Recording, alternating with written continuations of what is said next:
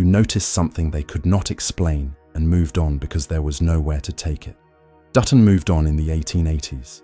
The formations he was looking at are still there, still the same shape, still the same proportions, still waiting for someone to ask the question he almost asked and then filed away.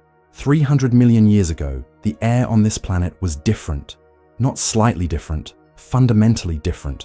Oxygen levels reached 35%. Today, oxygen sits at 21%.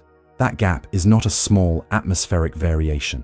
That is a completely different biological world. An atmosphere so oxygen-rich that it supported life forms that cannot exist today.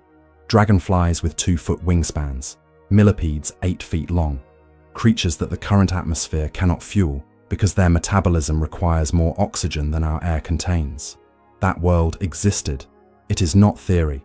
It is documented in the geological and atmospheric record. Now here is the question that atmospheric scientists have been quietly struggling with for decades. Where did that oxygen come from? Oxygen is produced by photosynthesis. To generate an atmosphere 35% oxygen, you need photosynthesis operating at a scale that the current biosphere cannot approach. The official explanation is vast coal swamp forests, dense, global, covering most available landmass with trees reaching around 150 feet. That is what the textbooks say produced an atmosphere nearly twice as oxygen-rich as the one we breathe today. But here is what the textbooks do not say. Atmospheric scientists working on deep-time climate modeling have noted in published academic literature that the numbers for this scenario are difficult to close. Not impossible, difficult.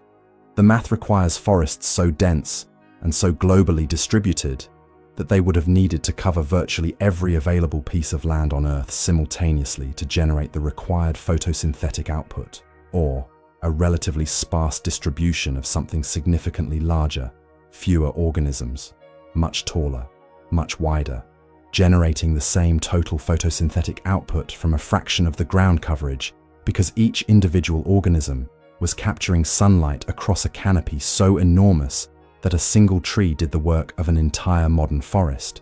Nobody has published that second option formally. The first option is in every textbook. The grants go to research programs built around the first option. The academic careers are built on the first option, and the numbers still do not close. Now connect this to the formations. If something once grew on this Earth at a scale large enough to generate a 35% oxygen atmosphere from a sparse distribution, then what remains of those organisms would not look like trees.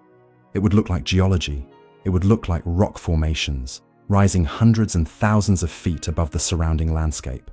It would look like Devil's Tower, like Shiprock, like the Tipuis, like every isolated flat-topped formation on 4 continents that shares the same proportions and the same structural anomalies and the same absence of a fully satisfying geological explanation. And the coal beds. Think about what the coal beds actually are. Compressed organic material sitting beneath North America and Europe in quantities so vast that the entire Industrial Revolution ran on them for 2 centuries, and they are still not exhausted. That is not a small amount of biological material.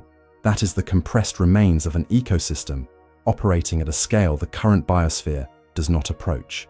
And the standard explanation says it came from forests of 150-foot trees. 150-foot trees, the same height as a modern redwood in a good growing season, generating 10 times the organic biomass of anything alive today. The math requires you to accept that relatively ordinary sized trees produced an extraordinary result, or it requires you to accept that the trees were not ordinary, that the baseline assumption about how large ancient organisms grew is wrong, not slightly wrong. Wrong by an order of magnitude that would rewrite everything we think we know about the biological history of this planet. And the evidence for that rewrite is not in some undiscovered location. It is in the landscape. It is in the ratio. It is in the angle of Shiprock's radial structures running downward instead of horizontal. It is in the chemical signature at the base of the Tipuis, where the contact zone is denser and more compressed than standard erosion of 2 rock types produces.